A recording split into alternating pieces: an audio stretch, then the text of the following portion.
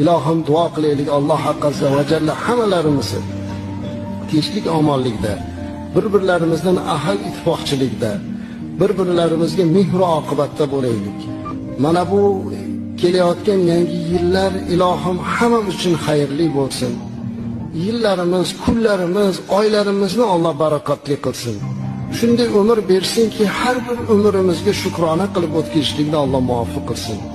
Alloh yurtimizni tinch, vatanimizni obod, turli balolardan, kasallik va illatlardan Allohning o'zi saqlasin.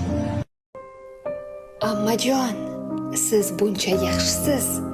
Oilamizning nuri, qalbim naqshisiz. Otamning jigari, davlatimizsiz. Ammajon, siz bizning savlatimizsiz. Sizdan kelib turar buvimning isi. Ularning mehrini sizda ko'raman. Ammajon, siz dunyodagi eng yaxshi inson. Men sizni shuning uchun yaxshi ko'raman. Sizni o'zgacha yaxshi ko'radi qarindoshlarning barchasi. Tilayman dunyoda hamma insonning bo'lsin sizday go'zal ammasi.